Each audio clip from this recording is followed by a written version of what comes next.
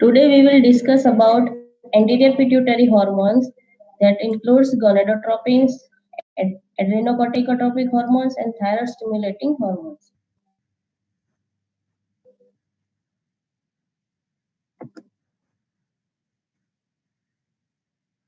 The gonadotropin includes follicle stimulating hormone and luteinizing hormone.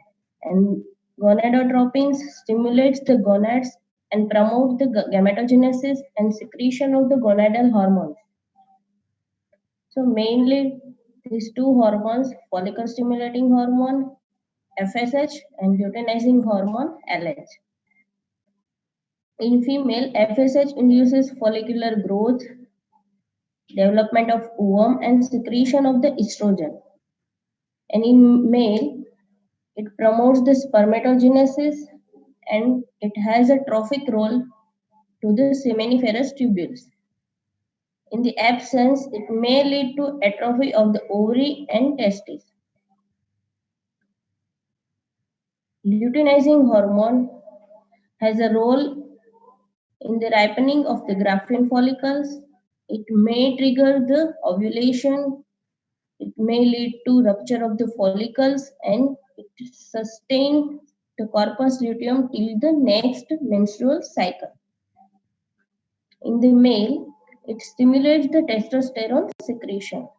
So you have to remember this action of the FSH and LH, that is very important in next lectures also, and for the regulation of the menstrual cycles in the female. So LH and FSH has a receptors, LH receptor and FSH receptors. And these receptors are G protein coupled receptors. It may increases the cyclic AMP and that lead to gametogenesis, and it converts the cholesterol to the pregnenolone, which is the main product for the formation of the estrogen progesterone hormones. And it has a single for both LH and FSH, that is GnRH, gonadotropin releasing hormone, which is also known as FSHRH, LHRH.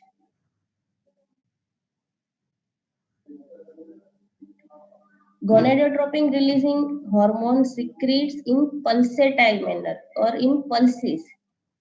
So its frequency and amplitude is different in different stage. Like in follicular phase, it has high frequency and low amplitude, and in luteal phase, it has low frequency and high amplitude.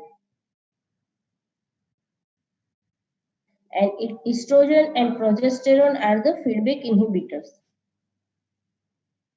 Testosterone is a weak inhibitor of both FSH and LH secretion.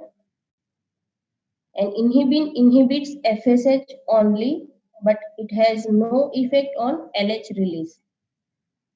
And dopamine inhibits the luteinizing hormone release. So this is the pathway in which hypothalamic neurons, this is the hypothalamic neurons of the median eminence under the influence of dopamine secretes the gonadotropin releasing hormone, that is GnRH or FSHRH or LHRH, in a pulsatile manner or in pulses every 60 to 120 minutes. So this GnRH then transported into the anterior pituitary gland via hypothalamic hypophyseal portal venous system, and this GnRH is a glycoprotein. In it, under its pulsatile influence, anterior pituitary gland secretes two gonadotropic hormones. That is, one is the LH luteinizing hormone and another is the follicle stimulating hormone. In this LH in male, which is known as interstitial cell stimulating hormone ICSH, because it is released from the interstitial cell. Testosterone is a weaker than the estrogen by inhibiting the gonadotropin secretion, but effect on the both LH and the FSH. There is a negative feedback mechanism on the GnRH.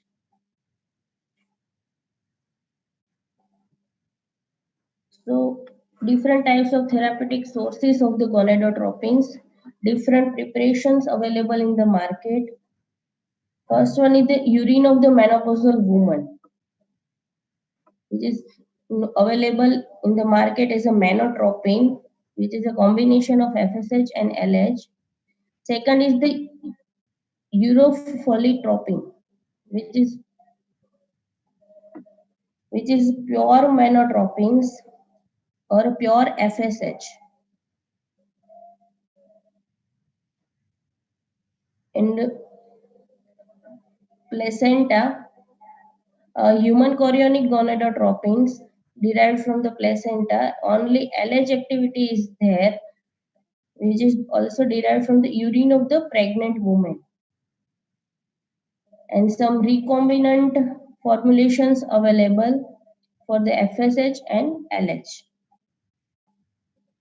This is the photograph of manotropins, urofolitropins, HCG, and recombinant FSH.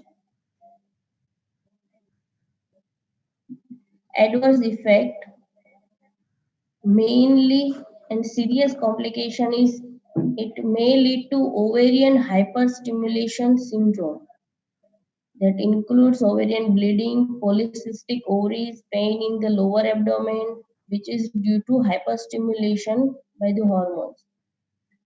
How will you define it is hyperstimulated? If more than two follicles in the ovary size is greater than 17 mm in diameter, or if estrogen level is more than 1500 picogram per ml, so that is defined as a ovarian hyperstimulation syndrome. So for that, human chorionic pain to be withheld. It may lead to multiple birth or multiple gestations because there are multiple follicles present in the ovary. May lead to precocious puberty, allergic reactions sometimes. So skin test should be performed before giving the gonadotropin. Edema and headache and mood changes. So now the therapeutic uses in amenorrhea and in infertility in low gonadotropin patient due to decreased secretion from the pituitary. We need to induce the ovulation in this type of the patient. In the patients, clomiphene citrate, which is an anti-estrogen drug, if fail to ovulate or fail to conceive, then in this type of patient, we can give the gonadotropins. If patient has clomiphene citrate failed or when the non-ovulation is due to polycystic ovaries, then manotropins given 75 international unit of FSH and LH each intramuscularly daily for 10 days, followed by on the next day 10,000 units of the human chorionic gonadotropin. In 75% of cases, ovulation occurs within 24 to 48 hours. In some patients, we need or we require controlled ovarian hyperstimulation to improve, that means to improve the predictability of a time of ovulation. Then we have to give gonadotropins. These gonadotropins may lead to suppression of endogenous FSH and LH by this gonadotropin releasing hormone agonist and antagonist. Second one is the hypogonadism in the male, oligospermia or male sterility. Sexual maturation induced by androgens and then start with 1000 to 4000 international unit human chorionic gonadotropin intramuscularly 2 to 3 times a week to stimulate the testosterone secretion, and then add the FSH LH 75 international unit each after 3 to 4 months to stimulate the spermatogenesis. In vitro fertilization, FSH and LH is used to induce the maturation of the ova and to precise the time of ovulation so that harvesting can be done. Cryptorchidism, that means undescended testes, start between 1 to 7 years of age with 1000 to 2000 international unit 2 to 3 times a week. If there is no result, then stop therapy within the 2 to 6 weeks. After that, there is no role of these gonadotropins. Now, gonadotropin releasing hormone, which is also known as gonadorelin, synthetic gonadotropin releasing hormone 100 microgram intravenously causes release of FSH and LH. It has short half-life, 4 to 8 minutes, and degraded by rapid enzymatic degradation. It is useful in diagnostic purpose to find if we need to find a defect, it is in pituitary or in hypothalamus, then GnRH is useful for the hypogonadism in male or in female. After giving GnRH, if there is increased LH and FSH, so there may be defect in the hypothalamus. If there is a decreased secretion of LH and FSH, so there is a defect in the pituitary origin. Pulsatile exposure to the GnRH releases the FSH and LH. Desensitization of the pituitary gonadotropes that may lead to loss of gonadotropin release. So it is not used in the treatment of hypogonadism. So it is only useful in diagnostic of the either hypogonadism is either pituitary origin or defect in pituitary origin or the hypothalamus.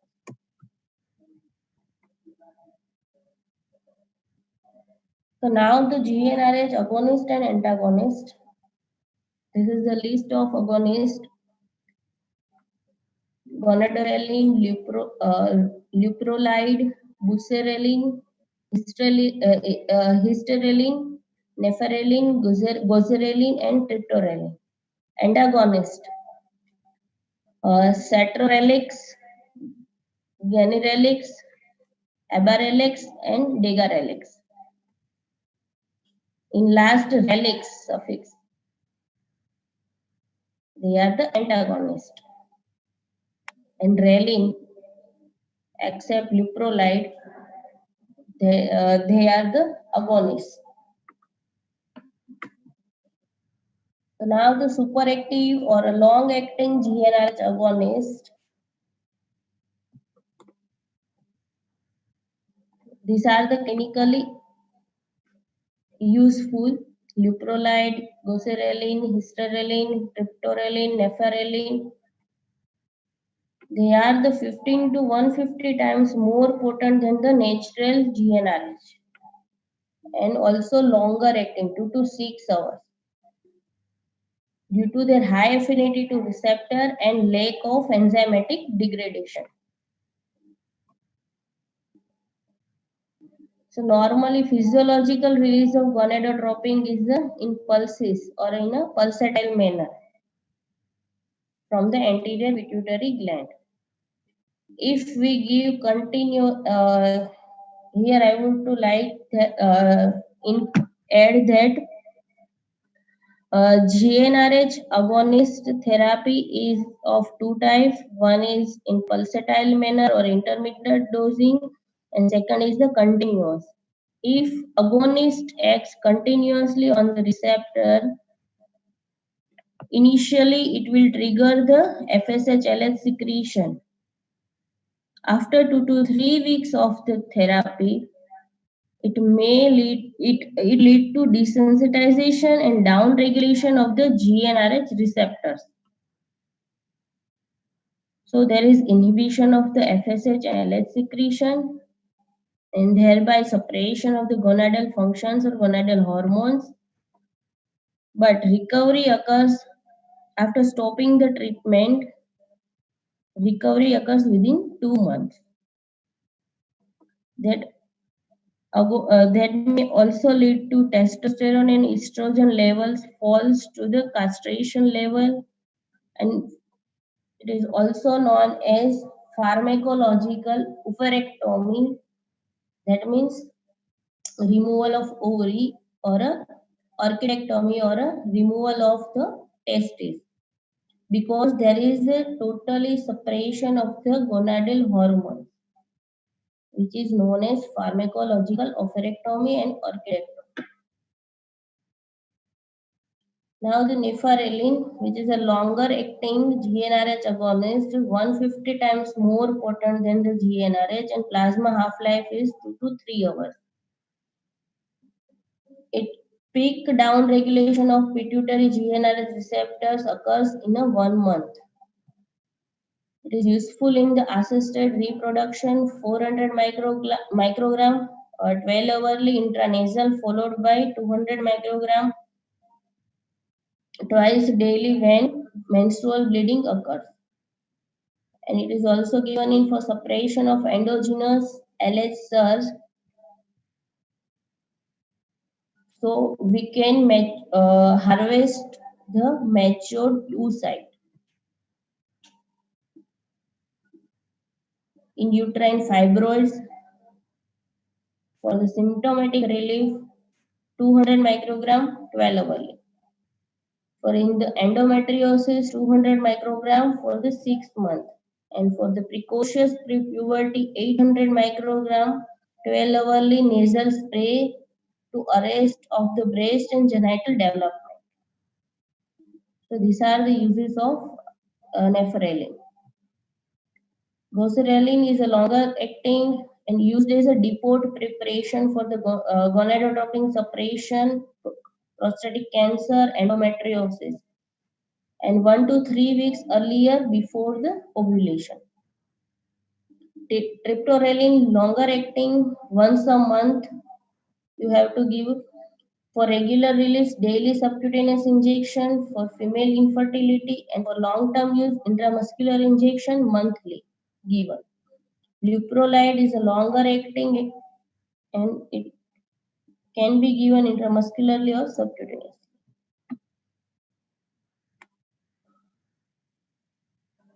Now the GnRH antagonist, they inhibit gonadotropins without initial stimulation. Here the difference between the continuous gonadotropin agonist, continuous therapy, in the continuous therapy of GnRH agonist, that will increase FSH LH initially, followed by decreased FSH and LH. So initially there are worsening of the symptoms are there, but difference between these two GnRH antagonist and continuous GnRH agonist therapy is this antagonist, there is without initial stimulation of these gonadotropin hormones FSH and LH. Older may lead to reactions due to histamine release, and newer are the generelix and cetrorelix. Used in the in vitro fertilization IVF. Currently, it is a more popular, which is known as a test tube baby,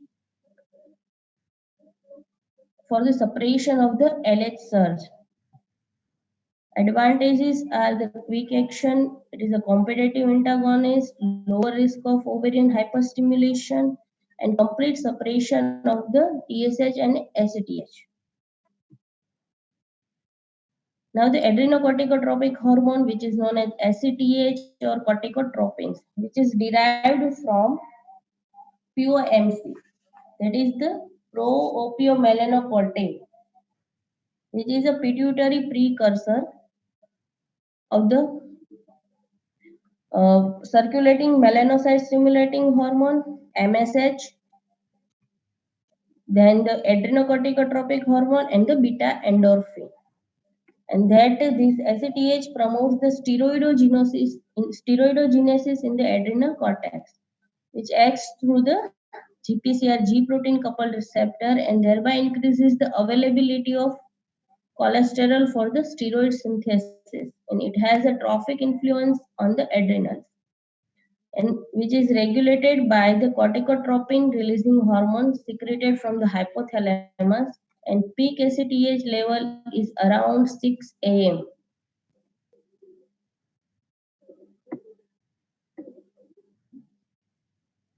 Feedback inhibition by the corticosteroids and excess production that may lead to and used as a diagnostic purpose. 25 international unit intravenously causes increase in cortisol level.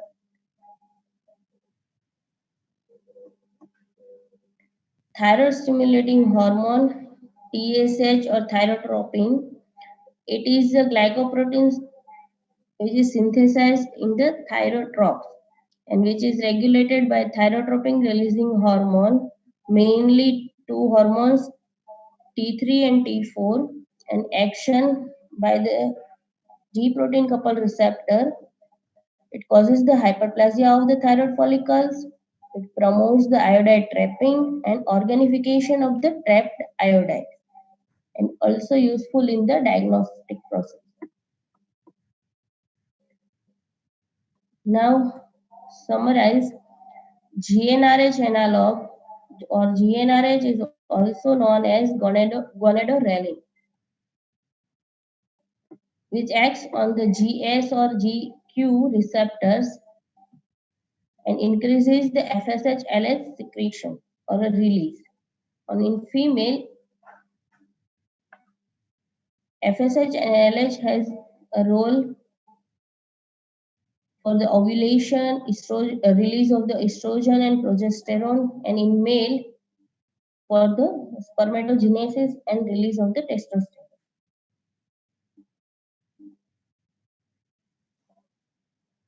The drugs that block or inhibit this receptor known as GnRH antagonist, and that stimulate this receptor, that is GnRH agonist. The goserelin, nephrelin, leprolides are the agonists.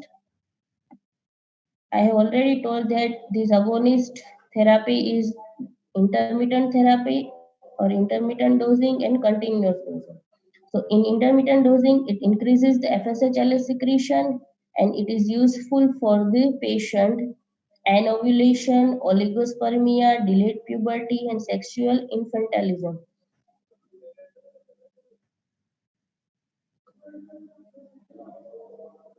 And second is the continuous dosing that initially increases FSH-LH secretion. So here we need to explain patients so they do not be panic due to worsening of the symptoms. Increased FSH-LH followed by the decreased FSH and LH secretion, and it is used mainly estrogenic conditions, endometriosis, uterine fibroids, carcinoma of breast, prostate cancer, precocious puberty, etc. Side effects are multiple gestation, hot flashes, vaginal atrophy and impotency, and it is absolutely contraindicated in pregnancy.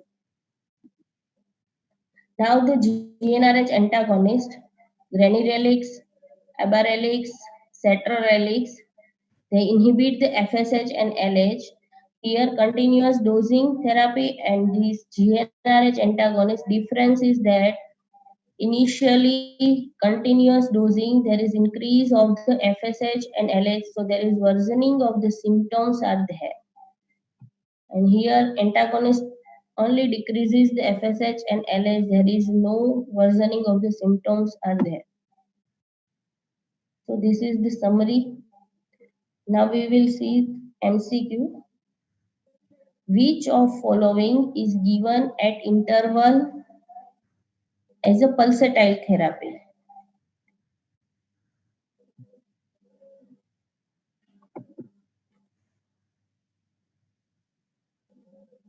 Yes, Kushagra.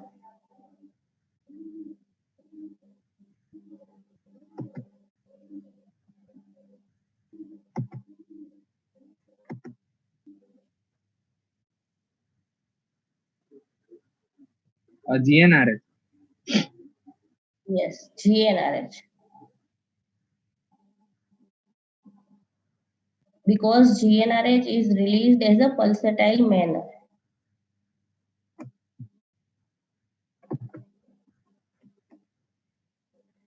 GnRH analog used in hormonal treatment of carcinoma of prostate is goserelin, nelutamide, cyproterone acetate, or finasteride.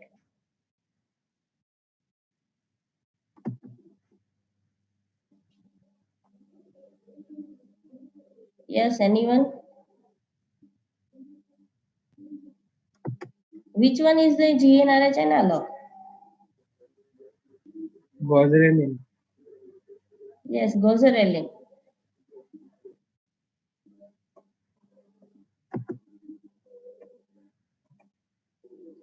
LHRH analog used in the carcinoma of breast or breast cancer. Satrorelix, anastrozole, leuprolide, and tamoxifen.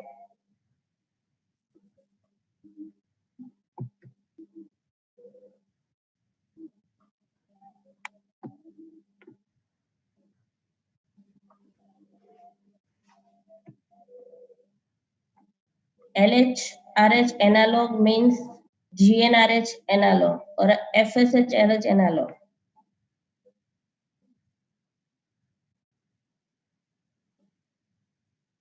Here, leuprolide is a GnRH analog. So, answer is the leuprolide. These two are the anastrozole, tamoxifen are antiestrogenic drug, and this tetradralix is a GnRH antagonist, and leuprolide is a GnRH analog. So, answer is the leuprolide.